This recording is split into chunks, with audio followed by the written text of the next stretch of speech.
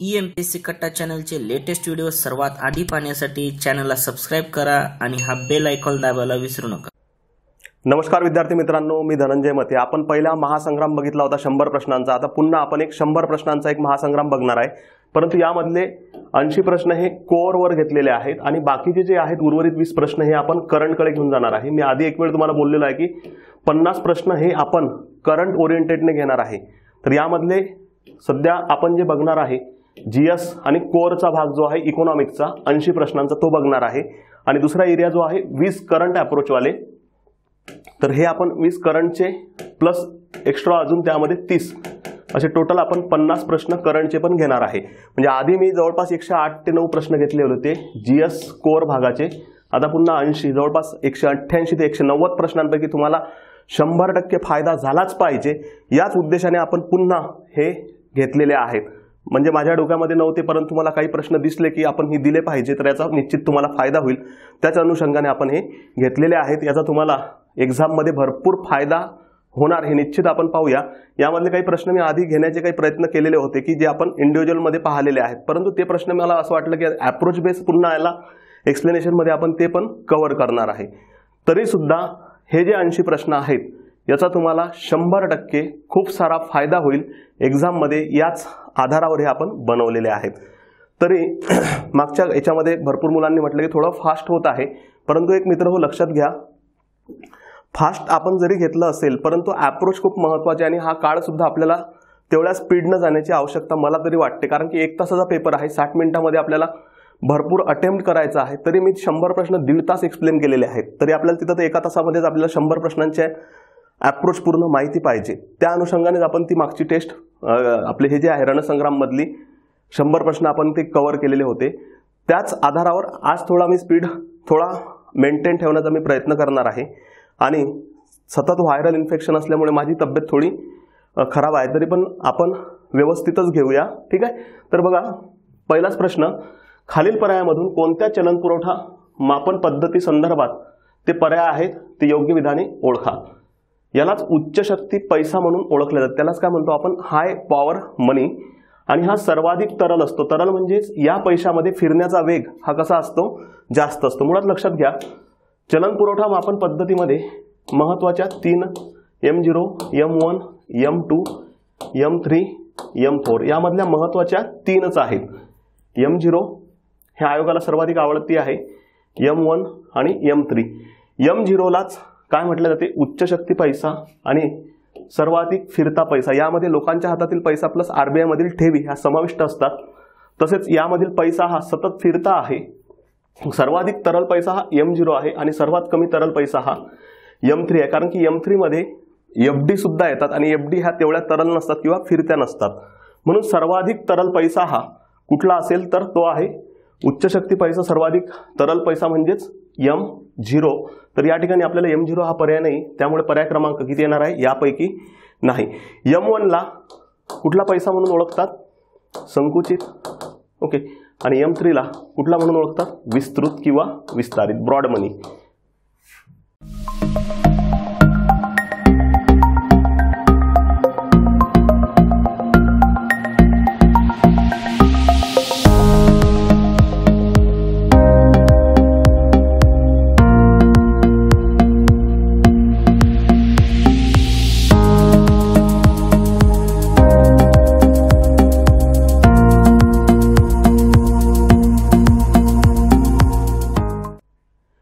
खालील पर्यायांमधून RBIच्या शेवटच्या 4 गव्हर्नरचा योग्य क्रम लावा। करंट ओरिएंटेड अप्रोचला आहे, त्यामुळे आपण हा प्रश्न घेतलेला आहे, विशेष काही यामध्ये काही वेगळं लॉजिक नाही आहे। RBIचे शेवटचे 4 गव्हर्नर, मुळात RBIचे पहिले गव्हर्नर जे होते हे तुम्हाला सर्वांना माहितीच आहेत, ऑसबॉर्न अर्कल स्मिथ। पहिले डेप्युटी गव्हर्नर जे होते, पहिले गव्हर्नर जे होते ऑसबॉर्न अर्कल स्मिथ, पहिले डेप्युटी गव्हर्नर जेम्स बी टेलर हे होते। त्यानंतर सर्वाधिक काळ राहिलेले बेनेगल रामाराव असतील, त्यानंतर आपले हे जे आहेत मनमोहन सिंग हे RBIचे गव्हर्नर होते आणि सोबतच ते अर्थमंत्री राहिलेले आहेत, सोबतच पंतप्रधान म्हणून सुद्धा त्यांनी काम केलेलं आहे। त्यानंतर CD देशमुख हे RBIचे गव्हर्नर होते, तसेच ते अर्थमंत्री म्हणून सुद्धा त्यांनी काम केलेलं। हे वेगळे अप्रोच तुम्हाला माहित असतील असे गृहीत धरतो। तर सर्वात शेवटचे 25वे गव्हर्नर कोण होते? शक्तिकांत दास. शक्तिकांत दास यांच्या आधी कोण होते? उर्जित पटेल. उर्जित पटेलांच्या आधी रघुराम राजन आणि डी सुब्बाराव. पर्याय क्रमांक किती येणार आहे? 1. डी सुब्बाराव, रघुराम राजन 25, 24, 23 आणि 22. शक्तिकांत दास इकडे यायच्या आधी हे 15व्या वित्त आयोगामध्ये काय होते? सदस्य होते. ओके. शक्तिकांत दास इथं गव्हर्नर गेल्यानंतर यांच्या जागी 15व्या वित्त आयोगात सदस्य म्हणून अजय नारायण झा यांची नियुक्ती झाली आहे. आणि अजय नारायण झा हे 14व्या वित्त आयोगाचे सचिव होते. म्हणजे 14व्या वित्त आयोगाचे सचिव 15व्या वित्त आयोगात सदस्य झाले. कोणाच्या जागी? शक्तिकांत दास. नेक्स्ट आहे चलनवाढ परिस्थितीत अधिक प्रभावी वापर खालीलपैकी कोणत्या चलनविषयक साधनांचा होतो? मुळात लक्षात ठेवा, चलनवाढ असेल किंवा मंदी असेल, या दोन्ही गोष्टींमध्ये चलनवाढ किंवा मंदीमध्ये प्रभावी जर विचारलं असेल आपल्याला कुठलं धोरण आहे चलनविषयक की राजकोषीय, तेव्हा प्रभावी जे ठरते हे कुठलं ठरते? सरकारचं. म्हणजे कुठलं ठरते? राजकोषीय. काय विचारलं असेल तर धोरण. परंतु अधिक प्रभावी वापर म्हटलेला आहे म्हणजे हे कशाबाबत स्टेटमेंट आहे? साधनं. तर जे साधनं आरबीआयचे आहेत ते कुठले आहेत? रेपो दर आहेत, टर्म रेपो, ओके, मुदती रेपो ज्याचा 2013 पासून वापर सुरू केलेला आहे. दुसरा पर्याय काय आहे? उलट रेपो. आणि चौथा पर्याय काय? अ व 3 दोन्ही. मुळात लक्षात ठेवा, रेपो आणि मुदती रेपो आणि उलट रेपो म्हणजे रिव्हर्स रेपो, या तिघांची जर तुलना केली तर रेपो आणि मुदती रेपो हे मंदीत प्रभावी ठरतात. कुठं प्रभावी ठरतात? मंदीमध्ये. कारण की यांच्या अंतर्गत अर्थव्यवस्थेत तरलता ओतली जाते, म्हणजे पैसा वाढविला जातो. आणि उलट रेपो अंतर्गत अर्थव्यवस्थेतली तरलता ही शोषून घेतली जाते. त्यामुळे चलनवाढ काय होऊ शकते? नियंत्रित. म्हणून पर्याय क्रमांक काय येणार आहे? 2. नेक्स्ट आहे खालीलपैकी 2019 मध्ये कोणत्या कंपन्यांना महारत्न हा दर्जा देण्यात आला? मुळात महारत्न, नवरत्न, मिनिरत्न. जी मिनिरत्न कंपनी असते नंतर ती नवरत्न बनते. याबाबत आपण एक करंटला पण व्हिडिओ बनवलेला आहे. मिनिरत्न, नवरत्न आणि महारत्न. महारत्न हा दर्जा 2010 ला देण्यात आला. ओके. मिनिरत्न आणि नवरत्न हा दर्जा 1997 ला देण्यात आला. या सर्व कंपन्यांवर मालकी जी आहे ही सार्वजनिक क्षेत्रातील मालकीच्या कंपन्या आहेत. म्हणजे ज्यावर मालकी सरकारची पण आहे प्लस कोणाची आहे? खाजगीची पण आहे. 51% जास्त मालकी कोणाची येते? सरकारची. मिनिरत्न आणि नवरत्न हा स्टेटस 1900 कधी दिला आहे? 97 ला. आजच्या करंट घडीला मिनिरत्न, आजच्या करंट घडीला मागच्या काही दिवसामध्ये वेगळी स्थिती असू शकते, यामध्ये बदल होत राहतात. आज व्हिडिओ बनवताना 74, नवरत्न कंपन्या 14 आणि महारत्न किती कंपन्या आहेत? 10. तर शेवटच्या या 2 आहेत, Hindustan petroleum corporation limited HPCL आणि power grid corporation of India limited PGCIL. अशा किती कंपन्या आहेत? 2. दोन्ही योग्य आहेत. तर सध्या किती महारत्न आहेत असं जर विचारलं असेल तर किती आहेत? 10. सहसा इयर लक्षात ठेवा, महारत्न दर्जा हा केव्हापासून देण्यात येतो? 2010. मिनिरत्न आणि नवरत्न हा कधीपासून आहे? 1997. नेक्स्ट आहे अयोग्य जोडी ओळखा. नॅशनल इन्कम बाबत आहे. उत्पादन पद्धत, प्रोडक्शन मेथड, निव्वळ मूल्यवर्धन या नावाने ओळखली जाते. तसेच अंतिम वस्तू या नावाने सुद्धा ओळखली जाते. म्हणजे पहिला आणि चौथा पर्याय हा बरोबर आहे. उत्पन्न पद्धतीमध्ये गैरघटक उत्पन्न येत नाहीत. कुठले येतात? घटक. घटक उत्पन्न म्हणजेच काय? उत्पादनाच्या घटकांना मिळणारा मोबदला. पर्याय क्रमांक किती येणार आहे? 2. खर्च पद्धतीमध्ये म्हणजे अयोग्य आहे. काय पाहिजे इथं? घटक. खर्च पद्धतीमध्ये भारतीय आणि परकीयांनी केलेले काय येतात? खर्च. परंतु हे खर्च कुठे केलेले असणार आहे? भारतामध्ये. कशावर केलेले असणार आहेत? उपभोग, गुंतवणूक आणि प्रकल्प निर्मिती यावर केलेले खर्च या पद्धतीमध्ये विचारात घेतात. नेक्स्ट आहे खालीलपैकी कोणत्या गरिबीचे निर्मूलन होऊ शकते? 2 प्रकार आहेत. हा प्रश्न आपण पुन्हा घेतलेला आहे. विशेष लक्षात ठेवा, भारतामध्ये नियोजनात सर्वाधिक महत्त्व कुठल्या गरिबीला दिलेलं आहे? निरपेक्ष दारिद्र्याला. निरपेक्ष दारिद्र्य म्हणजेच काय? ज्या मूलभूत गरजा आहेत, अन्न, वस्त्र, निवारा, आरोग्य आणि शिक्षण, या मूलभूत गरजांची उणीव म्हणजेच कुठली गरिबी आहे? निरपेक्ष. याबाबत गव्हर्नमेंट योजना तयार करू शकते. म्हणून या गरिबीचे काय होऊ शकते? निर्मूलन होऊ शकते. भारतामध्ये सर्वच समित्यांनी कुठलं दारिद्र्य कमी करण्यावर भर दिला होता? निरपेक्ष. कारण भारतामध्ये हाच प्रॉब्लेम मोठ्या प्रमाणात आहे. म्हणजे आपण त्याला काय म्हणूया? विकसनशील देशामध्ये सर्वाधिक आढळणारं गरिबी कुठली आहे? निरपेक्ष. आणि कोणत्या होऊ शकत नाही? तर सापेक्ष, मूलभूत गरजांच्या पलीकडील गरजा. कृषीमध्ये खालीलपैकी कोणत्या बेरोजगारीत शून्य सीमांत उत्पादकता आढळते? शून्य सीमांत उत्पादकता म्हणजेच काय? एका एकरात एक व्यक्ती 10 पोते गहू पिकवत असेल, जर त्या ठिकाणी 10 व्यक्तीने जरी काम केलं तरी 10 पोतेच जर पिकत असेल, तर या 10 व्यक्तीपैकी 9 व्यक्तीपासून जी उत्पादकता आहे ती काय असणार आहे? शून्य. शून्य सीमांत उत्पादकता कुठल्या बेरोजगारीत आढळते? छुपी. मानव विकास निर्देशांक 2019 नुसार खालीलपैकी पहिल्या 4 देशांचा योग्य क्रम लावा. त्यामध्ये आहे नॉर्वे, स्वित्झर्लंड, आयर्लंड आणि जर्मनी. तर भारताचा यानुसार लक्षात ठेवा 189 देशांच्या यादीत कितवा क्रमांक होता? 129वा. हा किती आधारावर काढला तो? 3 आरोग्य, शिक्षण आणि राहणीमानाचा दर्जा. राहणीमानाचा दर्जा काढताना ग्रॉस नॅशनल इन्कम GNIचा काय केला जातो? वापर. नेक्स्ट आहे भारतीय नियोजन प्रक्रिया. नियोजन प्रक्रिया म्हणजेच काय? पंचवार्षिक योजना कोणत्या प्रकारची होती? पंचवार्षिक योजनामध्ये आपण सतत बदल करत राहिलो. पहिली, दुसरी, पहिलीमध्ये कृषी असेल, दुसऱ्यामध्ये उद्योग असेल, तिसऱ्यामध्ये कृषी उद्योग असेल. म्हणजेच काय आहे? यामध्ये सतत बदल होत राहिले. म्हणजेच ही कुठली पद्धत झालेली आहे? लवचिक. लवचिक पद्धत म्हणजेच नियोजनामध्ये काय होत राहणे? बदल होत राहणे. केंद्रीकृत नियोजन हे बऱ्यापैकी आपण 1991 पूर्वी मोठ्या प्रमाणात वापरलं. आणि जेव्हा आपण LPG धोरण स्वीकारलं तेव्हा 8व्या पंचवार्षिक योजनेनंतर सूचक नियोजन प्रणालीचा काय केला होता? वापर.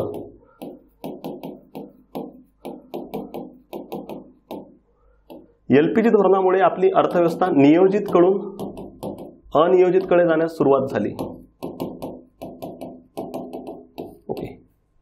नेक्स्ट आहे खालीलपैकी कोणता कर GSTच्या कक्षेबाहेर ठेवण्यात आलाय? म्हणजे त्याला तो कर GST मध्ये आपण समाविष्ट केलेला नाही. तर तो कर आहे उत्पादन शुल्क घेतलेला आहे आपण. त्यानंतर सेवा कर सुद्धा आहे. सेवा कराबाबतचं 268A हे आर्टिकल सुद्धा रद्द केलं GST मध्ये. व्हॅट सुद्धा घेतलेलं आहे GST मध्ये. सीमा शुल्क जे आहे हे GSTच्या कक्षेबाहेर ठेवलं, कारण की GSTच्या कक्षेबाहेर कुठल्या वस्तू आहेत? विशेष करून पेट्रोलियम पदार्थ, त्यानंतर डिझेल असेल किंवा इतर ज्या आयात कर आणि निर्यात कराशी संबंधित वस्तू आहेत त्या वस्तू आपण GSTच्या कक्षेबाहेर ठेवल्या आहेत. कारण की या आयात कर निर्यात कर जर आपण फिक्स ठेवला असेल, ओके, 0, 5, 12, 18 आणि 28 या स्तरामध्ये GST दर आपले आकारले जातात. या दरामध्ये जर आपण आयात कर निर्यात कर जर फिक्स ठेवला आणि जगात यांचे रेट जर कमी जास्त झाले तर त्यावरील टॅक्स सुद्धा बदलणं गरजेचं असतं. परंतु इथं फिक्स मर्यादा आपण करून ठेवलेली असल्यामुळे ती नेहमी बदलणं शक्य नाहीत. म्हणून सीमा शुल्क जे आहे हे GSTच्या कुठे ठेवण्यात आलेलं आहे? कक्षेबाहेर. गार जनरल अँटी अवॉइडन्स रूल भारतात लागू करा ही शिफारस 2013ला पार्थ सारथी शोम कर प्रशासन सुधारणा आयोग यांनी सांगितली होती. भारतात गार लागू करा. आणि गार लागू करायची पहिली डेट होती 2016 एप्रिल आणि दुसरी डेट होती एप्रिल 2017. परंतु अद्यापही गार लागू झालेला नाही. तर गारचे प्रमुख उद्दिष्ट, प्रमुख विचारलेला आहे, मुख्य नाही. ओके, मुख्य एकच आहे. काय आहे? कर चुकवेगिरीला आळा घालणे. ओके, तर गारचं मुख्य उद्दिष्ट आणि प्रमुख उद्दिष्ट जे आहे हे कुठलं आहे? कर चुकवेगिरीवर काय ठेवणे? नियंत्रण. पर्याय क्रमांक काय आहे? 1. नेक्स्ट आहे खालील पर्यायांमधून कोणता कर राज्याअंतर्गत येतो त्याबद्दल योग्य पर्याय ओळखा. म्हणजे तो कर राज्य आकारते, वसुली सुद्धा कोण करते? राज्यच. तो आहे value added tax. Okay, company कर केंद्राअंतर्गत आहे, केंद्र आकारणे, केंद्र वसुली. आयकर सुद्धा तसंच आणि सेवा कर आता रद्द झाला. कशामध्ये गेला आहे? GST. तर पर्याय क्रमांक 2 येणार. हा सुद्धा कशामध्ये गेलेला आहे? Yes, GST. नेक्स्ट आहे 14व्या वित्त आयोगाचे सचिव कोण होते? 14व्या वित्त आयोगाचे सचिव कोण होते? अजय नारायण झा. अजय नारायण झा हे 15व्या वित्त आयोगात सदस्य म्हणून नियुक्त झालेले आहेत. कोणा जागी गेले आहेत ते? शक्तिकांत दास.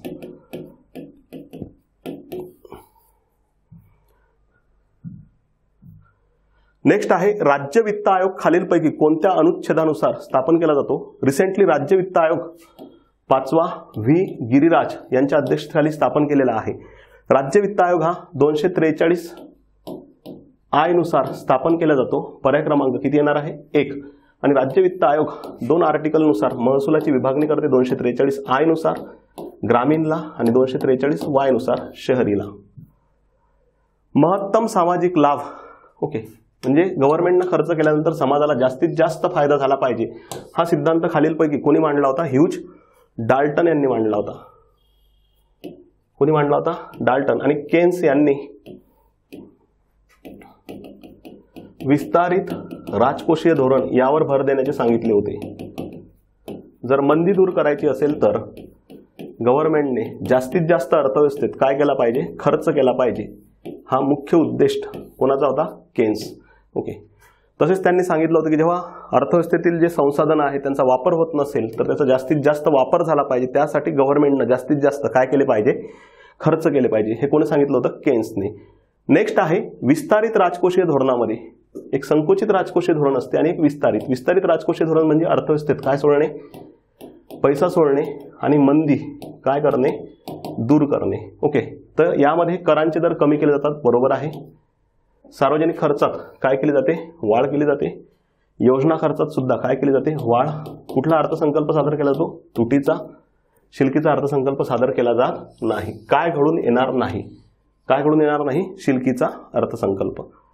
नेक्स्ट आहे खालीलपैकी 14 वित्त आयोगाच्या शिफारशीनुसार महाराष्ट्राला किती टक्के महसुलात वाटा मिळाला होता? सर्वाधिक 14 वित्त आयोगानुसार कोणाला मिळाला होता? यूपीला. महसुलात म्हटलेलं आहे. महसुलामध्ये म्हटलं तर 2 प्रकार येतात. एक म्हणजेच कुठलं झालं आहे? कर आणि दुसरा करेतर. म्हणजे टोटल महसुलामध्ये 2 भाग आहेत, कर आणि करेतर.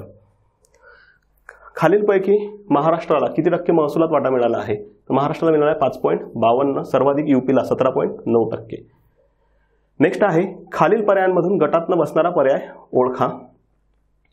नफा व लाभांश हे सुद्धा करेत्तर महसूल आहे गव्हर्नमेंटचा. उत्पन्न आहे हे सुद्धा करेत्तर महसूल आहे. अनुदाने मिळाले हे सुद्धा काय आहे? करेत्तर महसूल. आणि व्याज दिले हा गव्हर्नमेंटचा काय आहे? खर्च आहे. कुठला खर्च आहे? महसुली खर्च आहे. भारत सरकारचा सर्वाधिक महसुली खर्च कशावर होतो? व्याज देयता. महसुली उत्पन्नामध्ये खालीलपैकी किती भाग आहेत? 2 भाग आहेत महसुली उत्पन्नाचे. एक आहे कर आणि दुसरा कुठला आहे? करांच्या व्यतिरिक्त करेत्तर. महसुली उत्पन्नात सर्वाधिक महसूल कशापासून मिळतो? कर. तर पर्याय क्रमांक काय येणार आहे? दोन्ही योग्य. नेक्स्ट आहे खालीलपैकी कोणते खर्च सरकारच्या जिंदगीत वाढ निर्माण करतात? म्हणजे संपत्तीत वाढ. की ते खर्च करणं चांगले समजले जातात. ते कुठले खर्च आहेत? भांडवली खर्च. आणि महसुली खर्च जे आहेत हे सरकारच्या जिंदगीत काय निर्माण करतात? घट. या खर्चावर काय असलं पाहिजे? नियंत्रण. ओके, ह्या आपल्या वेगवेगळ्या बॅचेस आहेत. मी प्रत्येक वेळेस तुम्हाला सांगणं योग्य नाही, परंतु ह्या बॅचेस आहेत. यामध्ये तुम्हाला जर कुठं अडचणी येत असतील तर कुठली वन डे वगैरे किंवा कुठलीही तुम्ही एक बॅच करू शकता. करणं गरजेचंच आहे असं नाही, तुम्ही लावलीच पाहिजे असंही नाही आहे. तुम्हाला जर लावा वाटली तर 100% बॅच करा, 100% फायदा होणार. ओके, नेक्स्ट आहे व्याजाचा प्रभाव पाहण्यासाठी 1992 पासून कुठली तूट काढली जाते? पॉइंट लक्षात ठेवा. राजकोषीय तूट वजा व्याज. ओके, व्याज जेव्हा शब्द तुमच्या समोर येणार तेव्हा कुठली तूट असणार आहे? प्राथमिक तूट. कर्ज म्हटलं तर राजकोषीय तूट. प्रभावी महसुली तूट म्हटलं तर अनुदाने. आणि महसुली तूट म्हटलं तर 2 वेळा महसुली शब्द महसुली उत्पन्न वजा महसुली खर्च. नेक्स्ट आहे खालीलपैकी कोणत्या स्रोताद्वारे तुटीची अर्थ उभारणी केल्यामुळे मंदी निर्माण होते? मुळात लक्षात ठेवा, तुटीचा अर्थभरणा आणि अर्थ उभारणी या 2 वेगवेगळ्या संकल्पना आहेत. जेव्हा सरकारची तूट निर्माण होते तेव्हा सरकारला पैसा उभारावा लागतो, त्याला म्हणतात अर्थ उभारणी. देशांतर्गत जर सरकारने पैसा उभारला असेल तर अल्पकाळासाठी हा पैसा कमी होतो आणि अल्पकाळासाठी अर्थव्यवस्थेतील मागणी जी आहे ही काय होत असते? कमी होत असते. अल्पकाळासाठी मागणी जर कमी झाली काय निर्माण होऊ शकते? मंदी निर्माण होऊ शकते. मग कुठला स्रोत आहे? अंतर्गत स्रोत. बाह्यवर परिणाम होणार नाही. बाह्य हे देशाच्या बाहेर परिणाम दिसतील. तर आपल्याला कुठला महत्त्वाचा आहे? अंतर्गत स्रोत. FRBM ऍक्ट नुसार संसदेत किती विवरणपत्रक सादर केले जातात? तर किती केले जातात? 4 विवरणपत्रक सादर केले जातात. FRBM ऍक्ट 2003 जो आहे यामध्ये विजय केळकर समितीने काही शिफारशी सांगितल्या होत्या ज्या की 2009 पर्यंत अचीव करणे गरजेचे होते, ज्यामध्ये जीडीपीच्या तुलनेत महसुली तूट पूर्णपणे नष्ट करणे म्हणजे किती टक्क्यांपर्यंत कमी करणे 0% आणि राजकोषीय तूट 3% कमी करणे. नेक्स्ट आहे सरकारच्या एकूण कर्जाचे प्रमाण. कर्ज म्हटलं तर डायरेक्ट एकूण कर्ज म्हटलेलं आहे, विशेष करून कुठली तूट आहे, राजकोषीय तूट. नेक्स्ट आहे खालीलपैकी जीएसटी कोणत्या स्तरात आकारली जात नाही. जीएसटी म्हटलं तर स्तर ठरलेले आहेत 0%, 5%, 12, 18 आणि 28. या जीएसटीच्या लघुत्तम पातळ्या ठरवण्याचे अधिकार हे कोणाला आहेत, जीएसटी परिषदेला आहे. ओके, लघुत्तम पातळ्या कोण ठरवू शकते, जीएसटी परिषद. ओके, 0, 5, 12, 18 आणि 28. पर्याय क्रमांक काय येणार आहे, 15%. भारतामध्ये श्वेतक्रांतीचे जनक म्हणून कोणाला ओळखले जाते, तर श्वेतक्रांतीचे जनक जे आहेत हे आहेत वर्गीस कुरियन. भारतामध्ये श्वेतक्रांती ही 3 टप्प्यात राबवण्यात आली. ओके, जेव्हा Verghese Kurien NDDB national dairy development बोर्डचे कोण होते, अध्यक्ष होते, त्या काळात त्यांनी मोठ्या प्रमाणात श्वेतक्रांतीला वाढ करण्यासाठी मोठ्या प्रमाणात काम केलं होतं. त्याबद्दल त्यांना वेगवेगळे पुरस्कार सुद्धा मिळालेले आहेत. वर्गीस कुरियन हे श्वेतक्रांती जनक आहेत. तर MS स्वामीनाथन हे भारताच्या हरित क्रांतीचे जनक म्हणून ओळखले जातात. नेक्स्ट आहे 1991 नंतर खालीलपैकी घडलेल्या घटनांचा योग्य क्रम लावा. थोडा स्टँडर्ड प्रश्न आहे. ओके, तर थोडे इव्हेंट पण माहीत पाहिजे. रुपया परिवर्तनीयता 1994 साली झाली, मार्च 1994. रुपया चालू खात्यावर काय झाला, पूर्णपणे परिवर्तनीय, भांडवली खात्यावर होऊ शकला नाही. त्याबाबत SS तारापूर समिती होती. FRBM ऍक्ट 2003चा आहे. SEZ धोरण हे 2000 सालचं आहे. जेव्हा नंतर क येणार आहे, क नंतर ब. GST 1 जुलै 2017. नरेगा ऍक्ट कधीचा आहे, 2005. ओके, काय येणार, अ, क, त्यानंतर ब, ई आणि ड. पर्याय क्रमांक किती येणार आहे, 1. CAG comptroller auditor general CAG CAG. GC Murmu सध्या करंटमध्ये आहेत भारताचे कॅग. ओके, पहिले कॅग जे होते भारताचे ते होते V नरहरी राव. गैरलागू विधान म्हणजे चुकीचं, हे बरोबर आहे. पहिलं, राष्ट्रपती नेमणूक करतात, राष्ट्रपतींच्या मर्जीने पद धारण करतात, हे चुकीचं आहे. त्यांना दूर करण्यासाठी संसदेमध्ये दोन्ही सभागृहामध्ये विशेष बहुमताने काय करावे लागते, दूर करावे लागते. त्यामुळे पर्याय क्रमांक काय येणार आहे, 3. करांचे दर बदलू शकत नाहीत, ते करांचे काय करू शकतात, फक्त ऑडिट करू शकतात. खालीलपैकी कोणता एक तुटीचा अर्थभरणा करण्यासंदर्भात अंतर्गत स्रोत नाही. सोपा प्रश्न आहे, रिपीट आहे, मागच्या एक्झाममध्ये घेतला होता आपण. IMF कडून काय घेणे, कर्ज. नेक्स्ट आहे खालील पर्यायांमधून 2000 ते 2018 या कालावधीत सर्वाधिक FDI आलेल्या पहिल्या 4 देशांचा योग्य क्रम लावा. इथं मी आधीच टिक करून ठेवलेला आहे. त्याचा उद्दिष्ट आहे की या टाईपचा प्रश्न येण्याची शक्यता असल्यामुळे हे डायरेक्ट तुम्ही पाठ केलेलंच आवश्यक आहे. मॉरिशस, सिंगापूर, जपान आणि इंग्लंड. सर्वाधिक जर विचारलं तर कुठून आहे, मॉरिशस. तर पर्याय क्रमांक किती येणार आहे, 2. नेक्स्ट आहे भारतावरील बहुपक्षीय वेगवेगळ्या संस्थांकडून घेतलेल्या कर्जापैकी सर्वाधिक बहुपक्षीय कर्ज भारत कोणत्या संस्थेकडून घेते. भारतामध्ये खाजगी कर्ज हे सर्वाधिक घेतले जातात गव्हर्नमेंटपेक्षा, असं म्हटलं जाते. आणि बहुपक्षीय जर कर्ज म्हटलं आपण तर सर्वाधिक कर्ज हे इंटरनॅशनल डेव्हलपमेंट एजन्सी IDA कडून घेतो आपण. पर्याय क्रमांक किती येणार आहे, 3. वर्ल्ड ट्रेड ऑर्गनायझेशन हे कुठल्याच प्रकारचं कर्ज देत नाही, कारण की त्यांचा स्वतःचा असं काही वेगळा काही फंड नाही आहे. WTOचा प्रत्येक सदस्य देशाला व्हेटो पॉवर आहे, मताधिकार नाही आहे. प्रत्येक देश नकाराधिकार वापरू शकते. एकाने जरी नाही म्हटलं तरी तो ठराव पारित होऊ शकत नाही. IMF जे आहे यांचे सुद्धा स्वतःचे एक फंड आहे. ओके, पायाभूत सुविधांसाठी IDA आणि वर्ल्ड बँक. वर्ल्ड बँकेची सी कुठली हे आहे, बँक शाखा आहे, सॉफ्ट लोन विंडो म्हणून तिला ओळखले जाते. हे दीर्घकालीन कर्ज देणाऱ्या 2 मोठ्या बँका आहेत. ओके, आणि IMF जर म्हटलं तर अल्पकालीन कर्ज, आणि हे खास करून चलन स्थैर्यासाठी कर्ज पुरवठा करते. नेक्स्ट आहे भारताची सर्वाधिक आयात कोणत्या गटाकडून होते. गट जर म्हटलं आपण तर कुठला गट आहे, आसियान गट. पर्याय क्रमांक 1.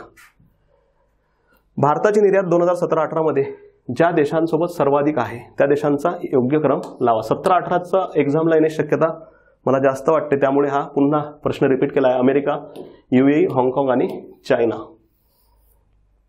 पर्याय क्रमांक किती येणार आहे? 1. भारत परकीय कर्जामध्ये सर्वाधिक कोणते कर्ज घेते? भारत परकीय कर्जामध्ये सर्वाधिक कर्ज हे डॉलरमध्ये घेते. पहिला पॉईंट लक्षात ठेवा. कशामध्ये घेते? चलन जर म्हटलं तर डॉलर, आणि मुदत जर म्हटली तर दीर्घकालीन मुदत.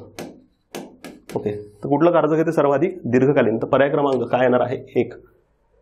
2018-19 मध्ये वैयक्तिक वस्तूनिहाय विचार केल्यास आयातीमध्ये भारत सर्वाधिक आयात कोणत्या वैयक्तिक वस्तूंची करतो? तर हे कायम आहे, कच्चे पेट्रोल, त्यानंतर काय येणार? सोने, मोती व मौल्यवान खडे आणि पेट्रोलियम पदार्थ. नेक्स्ट आहे 2017-18 मध्ये वस्तुगटांच्या आधारावर भारताने कोणत्या वस्तुगटाची सर्वाधिक आयात केलेली आहे? वस्तुगट जर म्हटलं आपण तर सर्वाधिक आयात नेहमीसाठीच लक्षात ठेवा, काही वर्षांपासून काय आहे? कच्चे पेट्रोल. खालीलपैकी अयोग्य जोडी ओळखा. आशिया खंडातील पहिला सेज 1965ला कुठं आला होता? कांडला, गुजरात. सेज धोरण आपण चीनकडून स्वीकारलेलं आहे, त्याच आधारावर आपण पुन्हा नीती आयोग सुद्धा स्वीकारलेला आहे. तसाच सेज धोरण एप्रिल 2000 मध्ये स्वीकारले, बरोबर आहे. सेज ऍक्ट 2006चा नाही, सेजला सुरुवात झाली 2006ला. सेज ऍक्ट जर म्हटलं आपल्याला कधीचा आहे? 2005चा आहे. भारतातील सर्वाधिक कार्यरत सेज हे कुठे आहेत? तामिळनाडूमध्ये. तर पर्याय क्रमांक काय येणार आहे? 3. नेक्स्ट आहे 2017-18 मध्ये सर्वाधिक एफडीआय मिळवणाऱ्या राज्यांबाबत योग्य क्रम ओळखा. सर्वाधिक एफडीआय 17-18 मध्ये कुठं आला होता? महाराष्ट्र. ओके, महाराष्ट्र 2 ठिकाणी आहे. दुसऱ्या नंबर क्रमांकात कर्नाटक. ओके, तर पर्याय क्रमांक किती येणार आहे? 2. महाराष्ट्र, कर्नाटक, दिल्ली आणि तामिळनाडू. जगात सर्वाधिक परकीय चलनसाठा असलेला कोणता देश आहे? IMFच्या अहवालानुसार करंट बेस जर आपण विचार केला तर सर्वाधिक परकीय चलनसाठा हा कोणाकडे आहे? चीन. त्यानंतर दुसऱ्या क्रमांकात कोण आहे? जपान हा क्रमच लावून दिला आहे. त्यानंतर स्वित्झर्लंड, रशिया आणि 5व्या क्रमांकात कोण आहे? भारत. ओके, तर इथं माफ करा, चीन, जपान, स्वित्झर्लंड, रशिया 4थ्या क्रमांकात आहे. 4थ्या नंतर 5व्या क्रमांकात कोण आहे? भारत आहे. ओके, तर हा पॉईंट लक्षात ठेवा. 5व्या क्रमांकात भारत आहे, 4थ्या क्रमांकात रशिया आहे. फिक्समध्ये पहिल्या क्रमांकात कुठला आहे? चीन आहे. तर 5व्या क्रमांकामधून भारत रशियाच्या स्थानिक काही दिवसामध्ये जाऊ शकतो, कारण की भारताचा परकीय चलनसाठा सतत काय होत आहे? वाढत आहे. 1950 साली भारताचा जागतिक व्यापारात हिस्सा हा कसा होता? कमी होता. परंतु 1991 पूर्वी जर आपण विचार केला असेल, भारताची आयात ही जास्त होती आणि निर्यात कशी होती? कमी होती. म्हणजेच निर्यातीच्या तुलनेत आयात कशी राहिली? जास्त. आणि 91 नंतर सुद्धा आपली आयात पण वाढली आणि निर्यात पण वाढली, परंतु याची जर तुलना झाली तर आयात ही निर्यातीच्या तुलनेत कशी आहे? जास्तच आहे. ओके, 91 नंतर सुद्धा. नेक्स्ट आहे खालीलपैकी कोणती गुंतवणूक स्थिर म्हणजे ताबडतोब काढून घेतल्यात नाही आणि दीर्घकालीन आहे? ती आहे फॉरेन डायरेक्ट इन्व्हेस्टमेंट. हे दीर्घकाळ भारतात राहते. आणि FII जर म्हटलं, फॉरेन इन्स्टिट्यूशनल इन्व्हेस्टर, ही अस्थिर गुंतवणूक आहे. हे ताबडतोब भारतातून गुंतवणुकी काढून घेतात. ही गुंतवणूक कुठे येते? शेअर बाजारात येते आणि ही अल्पकालीन गुंतवणूक आहे. ओके, तर FDI या बाबतीत कन्सेप्च्युअल आला, तोही अप्रोच लक्षात ठेवा. आणि FI बाबत कन्सेप्च्युअल आला, म्हणून हा प्रश्न आपण कव्हर केलेला आहे. कन्सेप्च्युअल जर विचारला, फॅक्च्युअल तर आहेच. अवमूल्यनामुळे अवमूल्यनाचे प्राईम उद्दिष्टे जे आहेत, आपली आयात काय करायची? कमी, आणि निर्यात काय करायची? वाढवायची. अवमूल्यनामुळे आयात आहे जी आहे ती काय होते? नेहमीच महाग. आणि निर्यात जी आहे ती काय होते? स्वस्त. निर्यात स्वस्त झाल्यामुळे दुसऱ्या देशात भारतीय वस्तू स्वस्त होतात, त्यामुळे आपली निर्यात वाढते. आणि परकीय वस्तू भारतात महाग होतात, म्हणजे आयात महाग होते, त्यामुळे आपली आयात काय होते? कमी होते. भारताची आयात स्वस्त होते, चुकीचं आहे. काय होते? महाग. त्यानंतर निर्यात महाग होते, चुकीचं आहे. निर्यात काय होते? आपली स्वस्त. म्हणजेच काय झालं? अल्टरनेट झाला आहे. ओके, तर हे दोन्ही नाही. पर्याय क्रमांक काय येणार? 4. नेक्स्ट आहे दुहेरी विनिमय दर. दरामध्ये बाजार दर आहे आणि दुसरा कुठला आहे? सरकार दर. दुहेरी विनिमय दर हा आपण liberalise exchange rate management system म्हणजेच काय? लम्स अंतर्गत स्वीकारलेला होता. ओके, जेव्हा दुसऱ्या देशातून भारतामध्ये काय येणार? डॉलर येणार, तेव्हा त्या डॉलरचे रेट जे आहे ते 2 भागात ठरवले जातील. एक म्हणजे कुठल्या दरानुसार? बाजार दर. आणि दुसरे म्हणजेच कुठल्या दरानुसार? सरकार दर. तर यामधला बाजार दर जो आहे हा किती पर्सेंटने ठरवला जाणार? 60%. आणि सरकार दर हा किती पर्सेंटने ठरवला जाणार? 40%. पर्याय क्रमांक किती येणार आहे? 3. नेक्स्ट आहे रुपया भांडवली खात्यावर परिवर्तनीयतेबाबत खालीलपैकी, सोपा प्रश्न आहे, कुठली समिती आहे? SS तारापोर समिती. आपण ऑलरेडी एका व्हिडिओमध्ये घेतलेली होती. त्यानंतर रघुराम राजन समिती आणि उर्जित पटेल समिती यांनी भारतामध्ये चलनविषयक धोरण तयार करा याबाबत यांनी शिफारस केली होती. चलनविषयक धोरण समिती. ओके, भारतात चलनविषयक धोरण समिती स्थापन करा याबाबत शिफारस कोणाची होती? रघुराम राजन आणि उर्जित पटेल. आणि एम नरसिंहम याबाबत आपण डिटेल्स घेतलेले आहेत आधी. एम नरसिंहम समिती 1 आणि एम नरसिंहम समिती 2च्या शिफारशी सुद्धा आपण भरपूर ठिकाणी प्रश्नांमध्ये रिपीट झालेल्या आहेत. बँकिंग सुधारणा विषयक समिती होती. भारताचा व्यापार तोल कोणत्या वर्षी अनुकूल राहिला? ओके, एक राहिला आहे 72-73ला. किती राहिलेला? प्लस 104 कोटी. व्यापार तोल अनुकूल राहणे म्हणजेच आपली वस्तूची, व्यापार तोल हा कशाशी संबंधित असतो? वस्तूची आयात आपली कशी राहिली? कमी. आणि वस्तूची निर्यात आपली कशी राहिलेली आहे? जास्त. ओके, आणि 76-77ला प्लस किती राहिलेला आहे? 68 कोटी. पर्याय क्रमांक 1 व पर्याय क्रमांक 2 हे योग्य आहेत. ओके, त्या काळात जे आपण अवमूल्यन केलं होतं, विशेष करून अवमूल्यन 3 वेळ झालेले आहेत. 49, 66 आणि 91.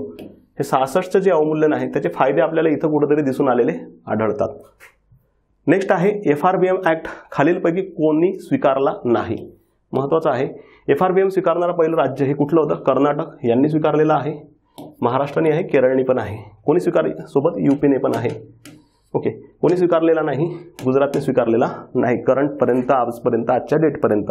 ओके, भविष्यात स्वीकारू शकेल. Fiscal responsibility budgetary management act 2003 स्वीकारणारं पहिलं राज्य हे कुठलं होतं? कर्नाटक. महाराष्ट्र पण आहे, केरळ पण आहे, UP पण आहे.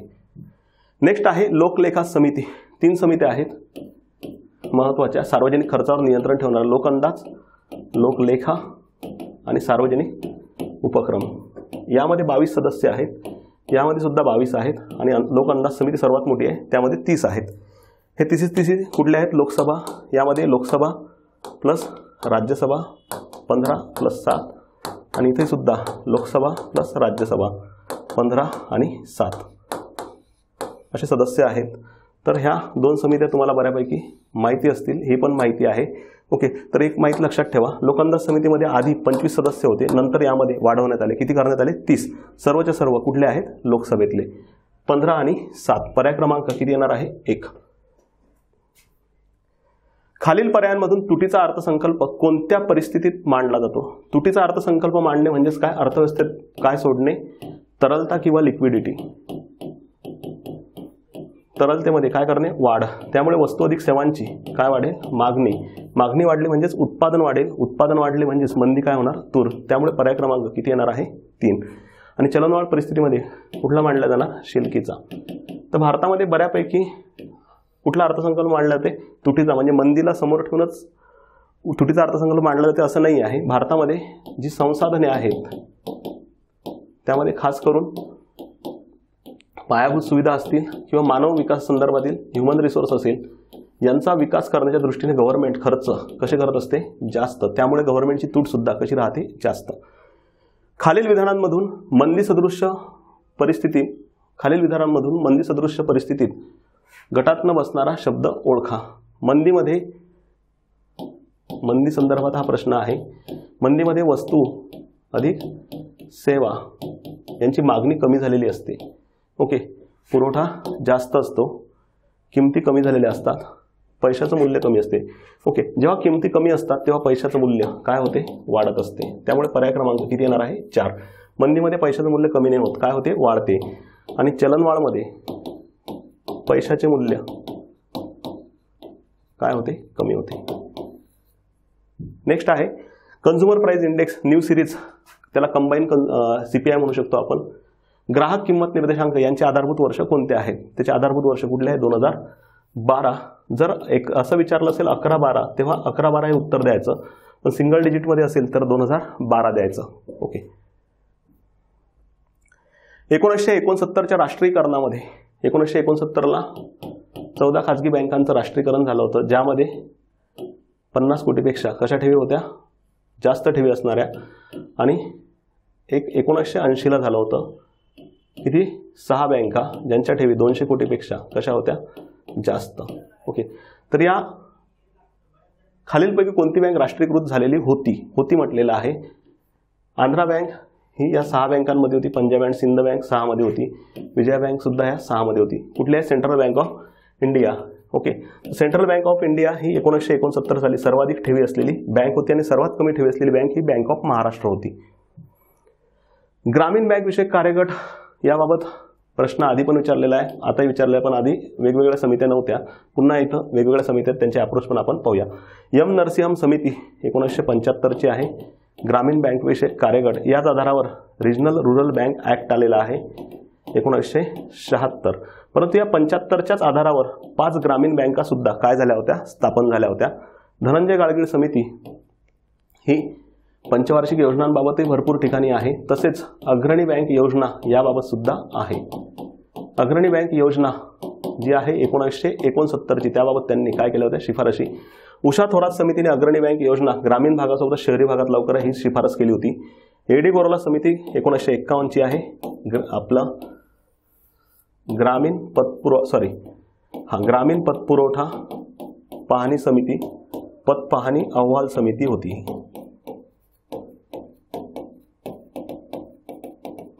कुठली एडी गोरवाला.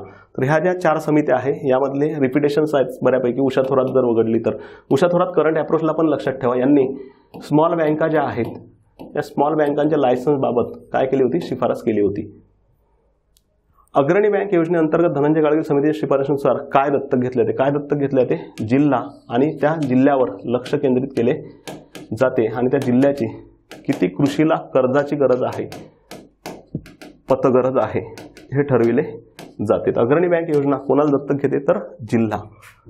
नेक्स्ट आहे 2019 मध्ये बँकांच्या झालेल्या विलीनीकरणामुळे सार्वजनिक क्षेत्रातील बँकांचा भांडवलानुसार योग्य क्रम लावा. सर्वाधिक भांडवल हे कोणाचं असणार आहे एसबीआयचं असणार आहे. पर्याय क्रमांक एलिमिनेट झाला 3रा म्हणजे आपल्याजवळ अ आहे. अ नंतर सर्वाधिक कोणाजवळ आहे पंजाब नॅशनल बँक, अ नंतर ब. ओके, त्यानंतर क ड म्हणजे पर्याय क्रमांक सरळ आहे. SBI, PNB, bank of Baroda, Canara bank, union bank of India.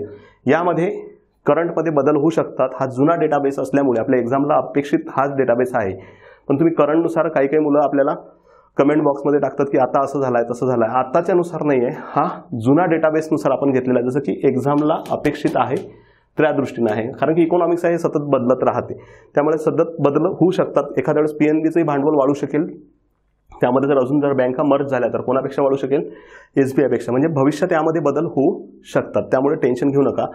आणि एक सिक्युरिटायझेशन ऍक्ट मागच्या याच्यामध्ये आपण बोललो होतो, तो चुकीने तिथं 2000 लिहिलेला आहे, तर ते सिक्युरिटायझेशन ऍक्ट जो आहे 2002 पाहिजे. शेवटी आहे तो लास्टला प्रश्न. सिक्युरिटायझेशन ऍक्ट कधीचा आहे तर हा आहे 2002चा. नेक्स्ट आहे 2019 मध्ये बँकांच्या झालेल्या विलीनीकरणामध्ये खालीलपैकी कोणती बँक कोणत्या बँकेत विलीन झाली आहे त्याबाबत अयोग्य जोडी ओळखा. हा प्रश्न खूप अपेक्षित वाटतो मला, येऊ शकेल किंवा एक सिंगल लाईनमध्ये सुद्धा येऊ शकेल. बँक पंजाब नॅशनल बँक यामध्ये ओरिएंटल बँक ऑफ कॉमर्स आणि युनायटेड बँक ऑफ इंडिया ही विलीन झालेली आहे. कॅनरा बँकेत syndicate bank, union bank of इंडियामध्ये आंध्रा बँक आणि कॉर्पोरेशन बँक हे उलटं झालेलं आहे. इंडियन बँकेत कुठली झालेली आहे अलाहाबाद बँक. ओके, त्यामुळे पर्याय क्रमांक काय येणार आहे 4 म्हणजे इंडियन बँक इथं पाहिजे आणि अलाहाबाद बँक इथं पाहिजे.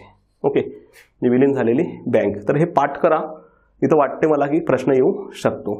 ओके, नेक्स्ट आहे नरसिंहम समिती 2 यांनी खालीलपैकी कोणत्या शिफारस केल्या नाहीत. ओके, रेपो आणि 2 म्हणजेच कधीची आहे 1997ची आहे आणि पहिली कधीची आहे 1991ची आणि त्याआधी ग्रामीण बँक विषयक कार्यगट हा कधीचा आहे 1975चा आहे. रेपो आणि रिव्हर्स रेपो व्यवहारांना काय करा सुरुवात करा ही शिफारस त्यांनी केली होती, बरोबर आहे. एनपीएचे प्रमाण कमी करा हे पण बरोबर आहे. बँकिंग क्षेत्रामध्ये झालेल्या सुधारणांचे परीक्षण करा हे पण बरोबर आहे. एसएलआरचे प्रमाण कमी करा ही शिफारस नरसिंहम समिती 1ने केली होती.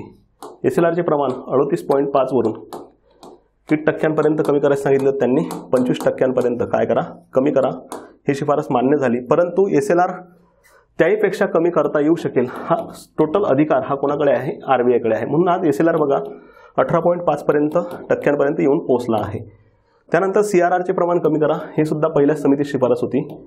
त्यामध्ये त्यांनी सांगितलं होतं की 15% वरून किती पर्सेंटपर्यंत 3 ते 5% CRR काय करा, कमी करा. पतनियंत्रणाचं सर्वाधिक प्रभावी साधन म्हणजेच कुठलं आहे, CRR. नेक्स्ट आहे 2017 साली SBI मध्ये खालीलपैकी कोणती बँक विलीन झालेली नाही. ओके, 2017 साली BJPने HMT घड्याळ घातले. हे ट्रिक्स आहे त्याची. ओके, मी ट्रिक्सवर जास्त बिलीव्ह करत नाही MPSC मध्ये. ओके, कारण की टोटल ट्रिक्स जर झाल्या तर कन्सेप्ट हरवून जातात. ओके, आणि कन्सेप्ट बेस आपला आयोग आता जात आहे, त्यामुळे ट्रिक्सवर आपली एक्झाम चालेल असं सांगता येत नाही. परंतु काही ठिकाणी ट्रिक्स महत्त्वाचे ठरतात, तिथंच मी ट्रिक्स लावतो. नाही तर सगळ्या कन्सेप्टच्या ट्रिक्स तुम्ही तयार करत बसले तर एखाद दिवशी कन्सेप्ट बाजूला राहील, ट्रिक्सच तुमच्या तयार होतील. त्यामुळे लक्षात ठेवा, बिकानेर आणि जयपूर ही विलीन झालेली होती 2017ला. P म्हणजे state bank of Patiala, state bank of Bikaner आणि Jaipur, state bank of Patiala, state bank of Hyderabad, state bank of Mysore, state bank of Travancore, अशा ह्या बँका विलीन झालेल्या होत्या. हैदराबाद आहे ही झालेली होती. भारतीय महिला बँक झालेली होती सोबत, ही वेगळी आहे ग्रुपच्या बाहेरची. Okay, state bank of Patiala ही सुद्धा झालेली होती. स्टेट बँक ऑफ इंदोर झालेली नाही, ही आधीच झालेली आहे. 2008 आणि 2010ला इंदोर आणि सौराष्ट्र ह्या 2 बँका SBI मध्ये काय झालेल्या आहेत, विलीन झालेल्या आहेत.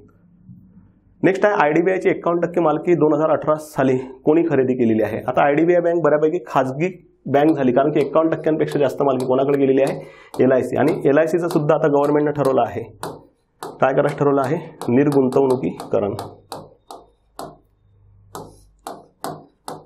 ओके, नेक्स्ट आहे कृषीला दिले जाणारे दीर्घ मुदतीचे कर्ज. कृषीला किती मुदतीचे कर्ज दिले जातात, 3, अल्प, मध्यम आणि दीर्घ. दीर्घ मुदतीचे कर्ज हे 5 वर्षापेक्षा जास्त कालावधीसाठी असते. तर 5 वर्षासाठी जास्त कालावधीसाठी ट्रॅक्टर खरेदीसाठी पण लागते, जमीन सपाटीकरणासाठी लागते आणि विहीर खोदण्यासाठी सुद्धा लागते. कृषी आदाने म्हणजेच काय, बी बियाणे यांच्या खरेदीसाठी अल्पकालीन कर्जाची आवश्यकता असते. म्हणजे यासाठी पर्याय क्रमांक किती येणार आहे, 1 तसा 2 आणि यासाठी कुठलं कर्ज लागते, अल्प मुदतीचं. नेक्स्ट आहे खालील दिलेल्या समितीबाबत अयोग्य जोडी ओळखा. ओके, M नरसिंहम समिती वित्तीय क्षेत्र विषयक सुधारणा समिती तसेच बँकिंग क्षेत्र सुधारणा विषयक समिती आहे 1991 आणि 1997. C रंगराजन निर्गुंतवणूक धोरणाचे मार्गदर्शक तत्वे जाहीर केले यांनी 1993ला. सोबतच ही समिती होती गरिबी बाबत यांनी शिफारस सांगितल्या होत्या, दारिद्र्याबाबत.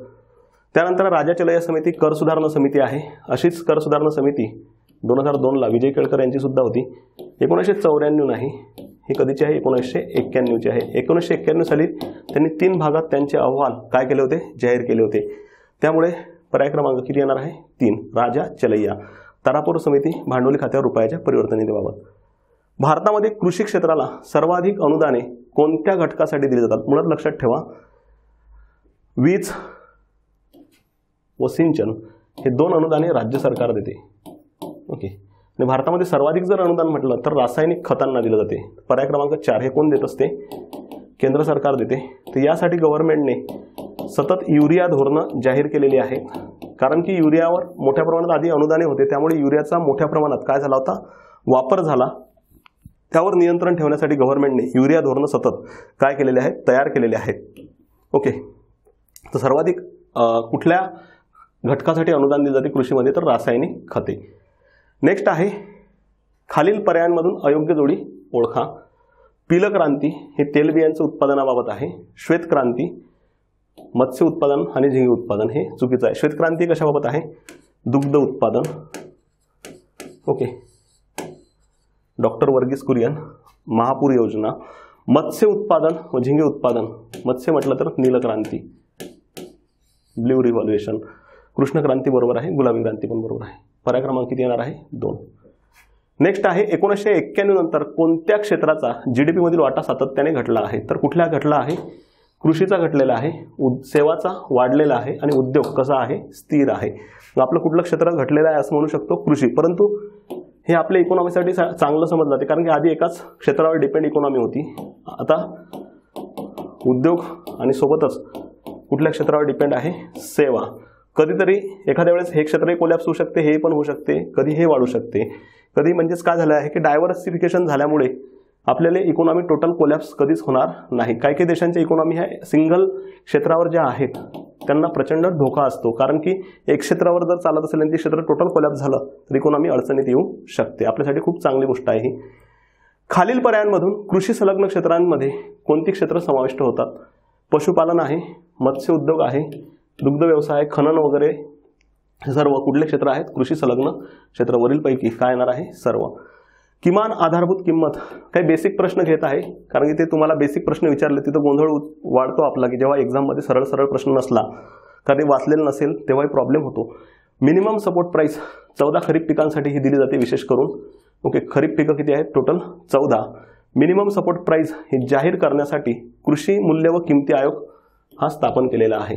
ओके, मुळात 3ऱ्या पंचवार्षिक योजनेच्या दरम्यान आपण कृषी मूल्य आयोग स्थापन केला होता. त्याची पुनर्रचना करून त्याचं नवीन नाव तयार झालं आहे कृषी मूल्य व किमती आयोग.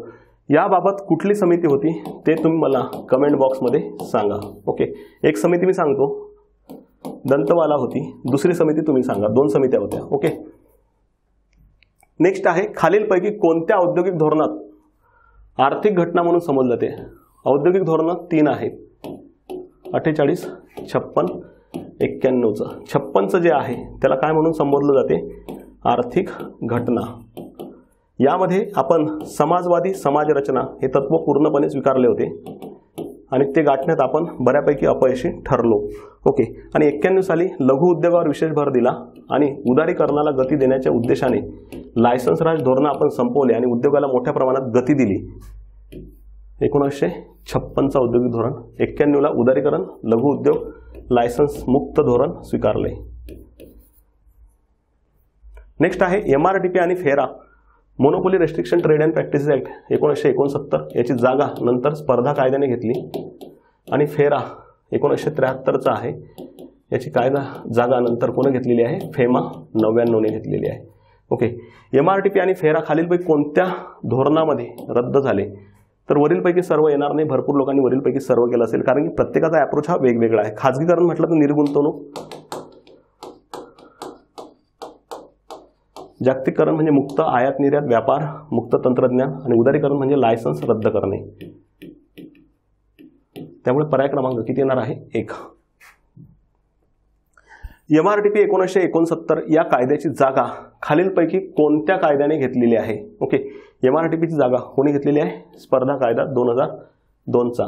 Prevention of money laundering act 2002चा हा जो आहे, या अंतर्गत ED जी आहे आपण म्हणतो तिला एन्फोर्समेंट डायरेक्टोरेट सक्तवसुली संचालनालय चौकशी करू शकते या 2 कायद्यांतर्गत, एक फेमा आणि PMLA ऍक्ट.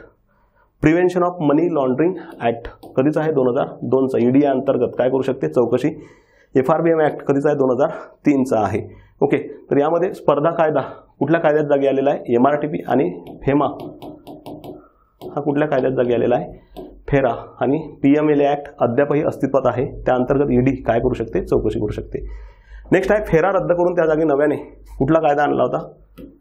फेराची जागा कोण घेतलेली आहे? फेमा 99ने. पुन्हा रिपीट आपल्याला घेण्याची गरज नाही. नेक्स्ट आहे खालील विधानांमधून कोणत्या कारणांमुळे भारतात उखाजन म्हणजेच लिबरलायझेशन, प्रायव्हेटायझेशन आणि ग्लोबलायझेशन हे धोरण स्वीकारले होते? महसुली तूट आपली सर्वाधिक होती, बरोबर आहे. राजकोषीय तुटीचं प्रमाण, व्यापार तुटीचं प्रमाण हे सर्वच आहे. वरीलपैकी सर्व निगेटिव्ह फॅक्टर्स जे असतील ते LPG साठी लागतील. नेक्स्ट आहे दुसऱ्या पंचवार्षिक योजनेचे मूल्यमापन करताना 1956च्या दरम्यान दुसरी पंचवार्षिक योजना मूल्यमापन करताना खालीलपैकी कोणते विधान कसे आहे? सत्य आहे. या कालावधीत पोलाद उद्योगाची विशेष वाढ झाली, बरोबर आहे. पोलाद उद्योगाची झाली, परंतु कुटीर आणि लघु उद्योग किंवा ग्राम उद्योग यांची वाढ होऊ शकली नाही. फक्त मोठे उद्योग वाढले, त्यामध्ये सुद्धा विशेष कुठले वाढले? पोलाद. त्यानंतर वस्तूंच्या किमती वाढल्या, बरोबर आहे. फक्त एकमेव अशी पंचवार्षिक योजना आहे की तिथे वस्तूंच्या किमती कमी झालेल्या आहेत टार्गेटपेक्षा साध्यामध्ये. ते पहिली पंचवार्षिक योजना. विकासाचा दर उद्दिष्ट दरापेक्षा जास्त होता, चुकीचा आहे. ही योजना अयशस्वी आहे. पहिली यशस्वी, दुसरी अयशस्वी आहे, तिसरी अयशस्वी आहे. सर्वाधिक खर्च उद्योग क्षेत्रावर करण्यात आला, हे बरोबर आहे. अ व ड. पर्याय क्रमांक किती येणार आहे? 3. नेक्स्ट आहे 1990 ते 92 या 2 वर्षाच्या काळात 2 वार्षिक योजना राबवलेल्या आहेत. एकूण पहिल्यांदा 3, पुन्हा 2 आणि पुन्हा 2 अशा एकूण 7 वार्षिक योजना भारतात राबवलेल्या आहेत. आणि ह्या पहिल्या 3चा जो कालावधी आहे 1966 ते 69 या दरम्यान योजनेला आपण काय दिली होती, सुट्टी दिली होती. यामध्ये सर्वात महत्त्वाची गोष्ट काय होतं, आर्थिक संकट, यामुळे आपण वार्षिक योजना राबवल्या होत्या. तिसऱ्या पंचवार्षिक योजनेत विकासाची तिसरी पंचवार्षिक योजना म्हणजेच सर्वाधिक भारतातील अयशस्वी योजना. त्याचं कारण काय आहे, 2 युद्ध, जे की 62चं चीनसोबत आणि 65चं पाकिस्तानसोबत आणि 66चा दुष्काळ. या गोष्टीमुळे या ठिकाणी गव्हर्नमेंटचे खर्च मोठ्या प्रमाणात झाले. टार्गेट 5.6 होतं, फक्त अचिव्हमेंट किती झालेलं आहे 2.8%. पर्याय क्रमांक किती येणार आहे 1. नेक्स्ट आहे खालील विधानावरती विधान कोणत्या पंचवार्षिक योजनेच्या बाबतीत आहे ते ओळखा. पहिल्या योजनेनंतर पहिल्यांदाच या योजनेत अन्नधान्य उत्पादनाचे उद्दिष्ट जेवढे ठेवले होते ते काय झाले आहे, साध्य. या योजनेचा विकास दर हा 60%पेक्षा जास्त होण्यास सुरुवात झाली. शिक्षण योजना म्हटलं तर डायरेक्ट ठोकून द्यायची. कुठली योजना आहे, 10वी योजना. ओके, पर्याय क्रमांक किती येणार आहे 2. नेक्स्ट आहे बेकारी हटाव. बेकारी म्हणजेच बेरोजगारी, गरिबी नाही, बेरोजगारी हटाव हा नारा कितव्या पंचवार्षिक योजनेत दिला होता, 7व्या. ओके, नेक्स्ट आहे दारिद्र्याच्या दृष्टचक्राची संकल्पना कोणी सांगितली होती. दारिद्र्याचे दृष्टचक्र हे कोणी सांगितलेलं आहे, रॅग्नर नर्क्स. त्यांनी असं सांगितलं होतं की जर अर्थव्यवस्थेत जेव्हा इन्कम कमी असेल म्हणजे राष्ट्रीय उत्पन्न कमी असेल तेव्हा लोकांना रोजगार कमी मिळेल, बचती कमी होतील, गरिबी वाढेल. गरिबी वाढेल म्हणजेच पुन्हा उत्पन्न कमी, पुन्हा ही सायकल काय राहणार, सुरूच राहणार. हे जे चक्र आहे हे कोण सांगितलं होतं, रॅग्नर नर्क्स.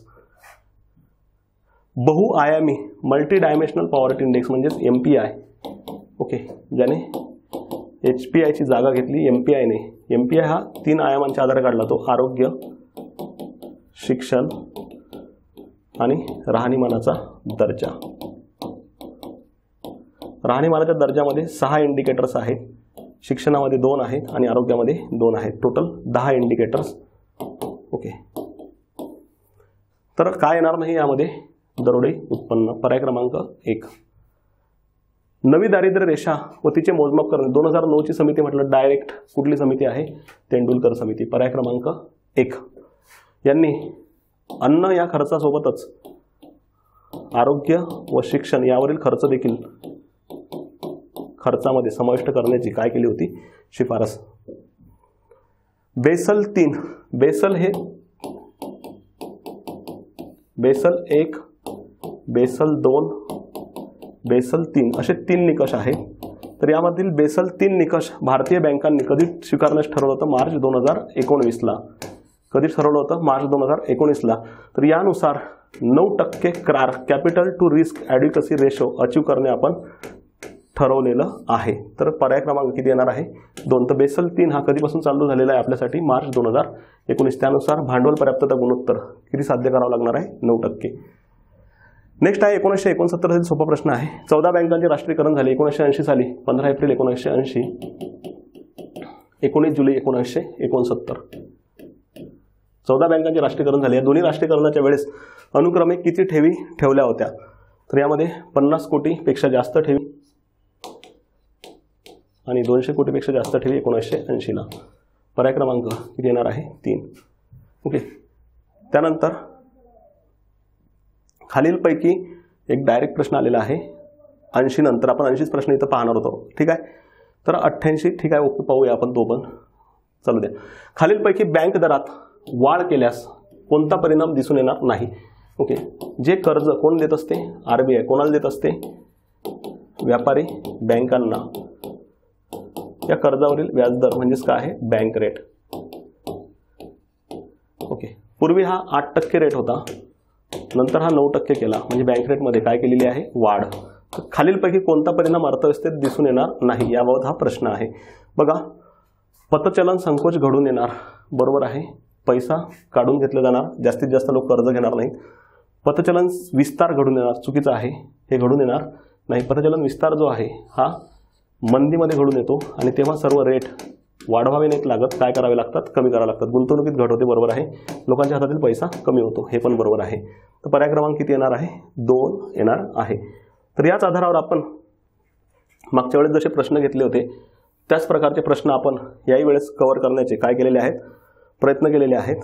ओके, पुन्हा काही करंटचे पण प्रश्न आहेत, ते पण आपण शेवटी एक वेळ आपण बघणार आहे पुढच्या काही लेक्चर्समध्ये, जे की तुम्हाला शेवटी महत्त्वाचे आहेत. ते 50 प्रश्न जे आहेत त्यामध्ये मी काही काम करत आहे, काही महत्त्वाचे, कारण की आधी पण आपण भरपूर प्रश्न घेतले, रिपीटेड होतात. त्यामुळे जे क्वालिटेटिव्ह प्रश्न आहेत ते राहत नाहीत, आणि क्वालिटेटिव्ह प्रश्न नाहीत राहिले, क्वांटिटेटिव्ह प्रश्नांची संख्या वाढली, त्यात काही इंटरेस्ट राहणार नाही. म्हणून मी पुन्हा थोडं वर्क करून जे काही प्रश्न करंटचे तुमच्यापर्यंत पोहोचवण्याचा प्रयत्न करणार, ते त्यामधून तुम्हाला फायदा झाला पाहिजे याच उद्देशाने आपण ते घेणार आहे.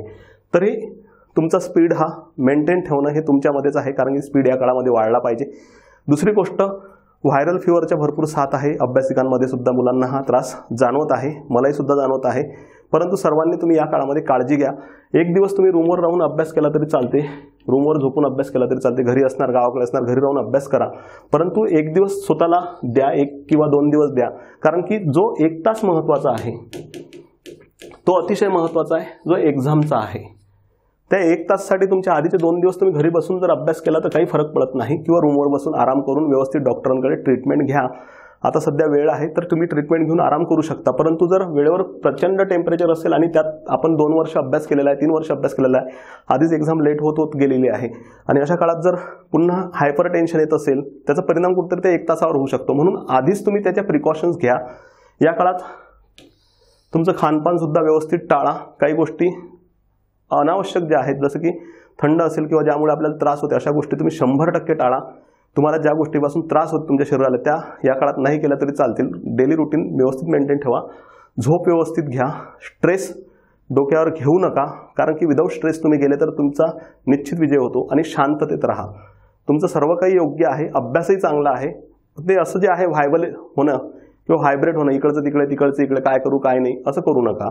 ओके, तर ह्या गोष्टी महत्त्वाच्या आहेत, कारण शेवटचा 1 तास जर आपल्याला चांगला करायचा असेल तर आधीचे काही दिवस तुम्ही थोडा आराम केलेला काहीच फरक पडत नाही.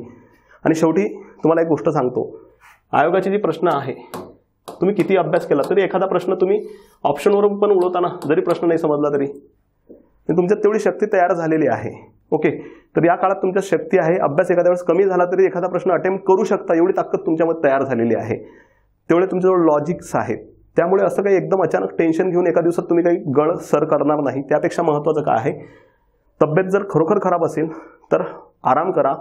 म्हणजे निश्चित तुमचा जो 1 तास आहे हा खूप चांगला गेला पाहिजे, कारण की या 1 तासावर डिपेंड आहे तुमची मेन्स. तुम्ही हा कधीच विचार करत नाही की मी त्या 1 तासासाठी काम करत आहे. तुम्ही काय विचार करता, माझा 1 दिवस चांगला गेला पाहिजे, खूप अभ्यास केला पाहिजे या एका दिवसामध्ये.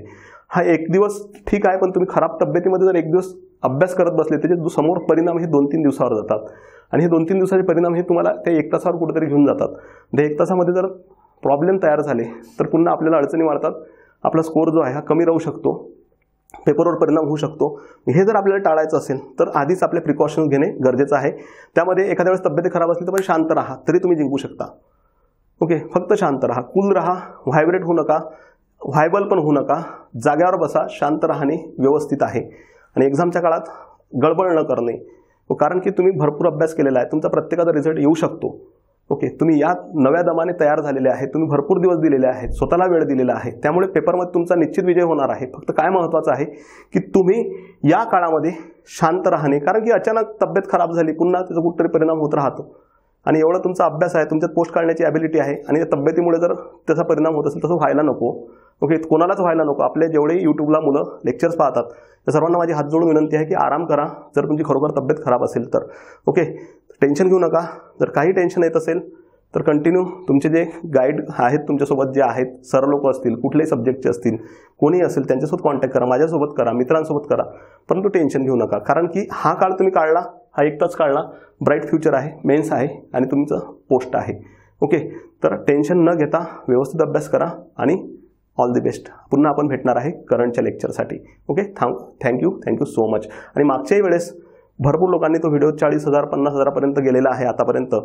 तुमच्याकडून जे एक साथ मिळत आहे, सहभाग मिळत आहे तुमच्याकडून, हा खूप अतिशय महत्त्वाचा आहे. याचं रिफ्लेक्शन आपल्या एक्झाममध्ये निश्चित दिसेल आणि याचा तुम्हाला निश्चित फायदा होईल. ठीक आहे, एवढंच माझं एक उद्दिष्ट आहे. तर या ठिकाणी आपण थांबूया. Thank you so much.